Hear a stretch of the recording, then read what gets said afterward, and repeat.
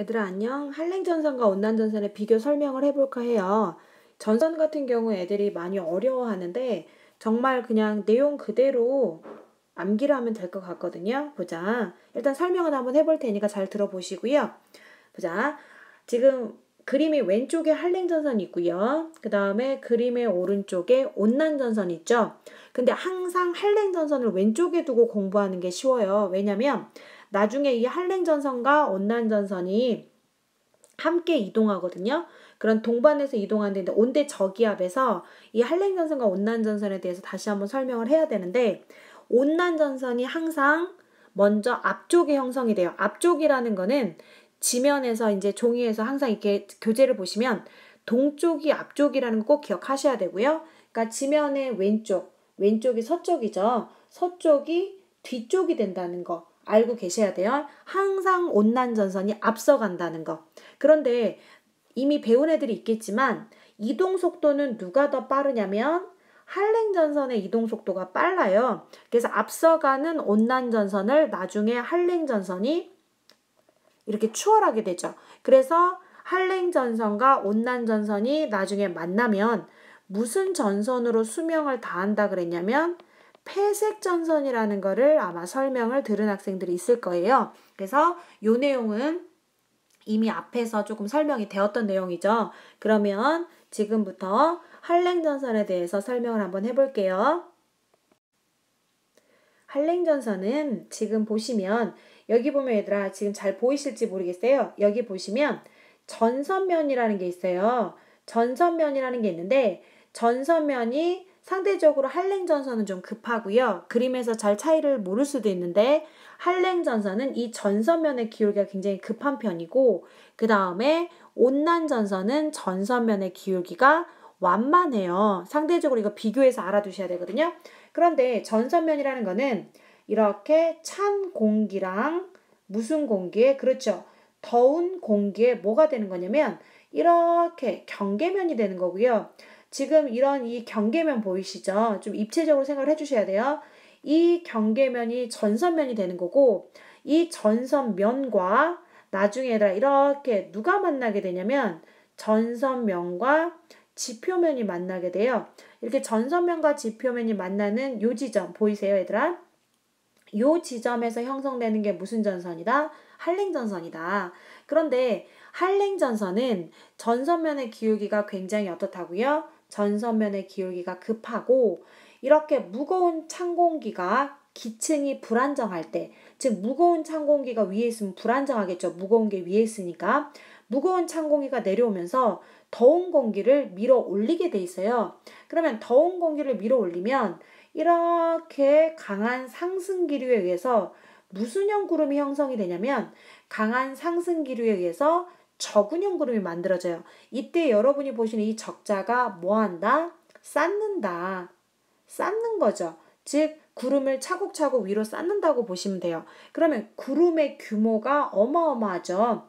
이런 구름이 비를 내린다면 굉장히 많은 양의 비를 내리게 되는 거고, 그 비를 우리가 뭐라고 얘기하냐면 소나기다라고 합니다. 그리고 소나기는 굉장히 단시간에 내리는 비죠.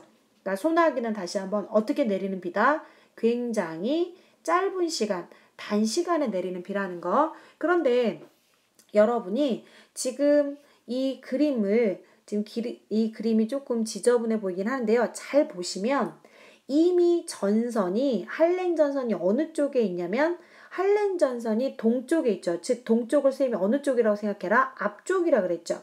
그러니까 이미 한랭전선이 이렇게 지나간 뒷면에, 한랭전선이 지나간 어디에? 뒷면에 이렇게 구름이 만들어져 있네. 그래서 우리가 아래 내용을 보시면 지금 전선의 뒤쪽에서 좁은 지역에 비가 내린다는 거죠. 구름이 위로 발달되어 있기 때문에 비 내리는 지역은 어떻다? 이렇게 좁죠. 좁다는 게 안 느껴지시면 이따가 온난전선을 보시면은 아마 온난전선하고 비교가 되실 거고요. 그 다음에 차가운 찬 공기가 지나갔기 때문에 기온은 낮아지고 찬 공기는 무거우니까 모여들겠죠. 그러니까 공기가 모여드니까 공기의 무게, 즉 기압은 상승할 것이고, 풍향은 일단 외우셔야 돼요. 남서풍이 불던 지역이 무슨 풍으로 바뀐다? 그렇죠. 한랭전선이 지나가면 북서풍으로 바뀐다라는 것까지는 알아두셔야 돼요. 그럼 이어서 온난전선 설명할게요. 온난전선은 이름이 얘들아, 온난전선은 말 그대로 온난이죠. 따뜻하다. 뭔가 따뜻한 공기가 뭔가 영향을 줄 것 같죠? 그럼 일단 다시 한번 이 온난전선의 전선면을 찾아볼게요. 지금 무거운 찬 공기가 안정되게 아래쪽에 있고 가벼운 더운 공기가 서서히 찬 공기를 바닥에 깔고 타고 오르죠. 반드시 구름이 생성되려면 이렇게 공기가 상승을 해야 되는데 이때 찬 공기하고 더운 공기의 경계면, 이 경계면을 우리가 뭐라고 부른다고요? 그렇죠. 전선면이라고 부른다고. 근데 전선면의 기울기가 한랭전선의 이 기울기에 비하면 굉장히 완만하다는 거 알아두셔야 되고요. 그래서 기울기가 완만하다는 거는 상승 기류가 약하다는 거죠. 그러면 이 공기가 상승하면서 이렇게 무슨 형 구름? 계단, 우리가 층계라고 하지 얘들아. 계단처럼 이렇게 구름이 생긴다는 거. 아, 이런 구름을 무슨 구름이다? 그렇죠. 충운형 구름이다. 그런데 잘 보시면 이 전선면과 이렇게 이제 여기도 뭐가 있냐면 지표면이 있겠죠. 전선면과 지표면이 이루는 이곳에 뭐가 형성이 되냐면 그렇죠. 이렇게 둥글둥글 온난전선이 형성이 돼요. 그런데 항상 선생님이 지면의 오른쪽 동쪽이 어디가 된다고요? 앞쪽이 된다 그랬죠. 그러면 지금 얘들아 구름이 앞에 있어요. 구름이 전선의 앞쪽에 이렇게 층운형 구름이 있는데 구름이 얘들아 이 구름이 무엇을 내리면 그렇죠. 비를 내리면 굉장히 비구름이 넓게 펼쳐져 있기 때문에 비 오는 지역, 우리가 강수구역이라 그러거든요. 비 오는 지역이 어때요? 굉장히 넓고 근데 구름의 규모는 조그맣죠. 그래서 이슬비가 내린다. 일부 학교 선생님은 뭐 약한 비 또는 뭐 가랑비, 보슬비, 어찌됐건 이슬비나 주로 약한 비로 나온다는 거. 그 다음에 맨 처음에 설명했듯이 온난전선의 속도가 어떻다고요? 그렇죠. 느리다 그랬다는 거. 그 다음에 이 온난전선은 온난이죠. 더운 공기가 지나가기 때문에 기온은 상승하고 그 다음에 데워진 공기가 위로 올라가면 공기 무게가 즉 기압은 낮아지겠죠. 그 다음에 남동풍이 불던 지역이 뭘로 바뀐다? 남서풍으로 바뀌게 돼요. 그래서 실은 이 풍향의 순서는 남동풍이 먼저 불고요. 온난전선이 지나가면 남서풍이 불었다가 이렇게 남서풍이 불던 지역이 한랭전선이 지나가면 북서로 바뀐다는 거, 이 순서로 알아두셔야 됩니다. 여기까지가 한랭전선과 온난전선의 비교 설명입니다.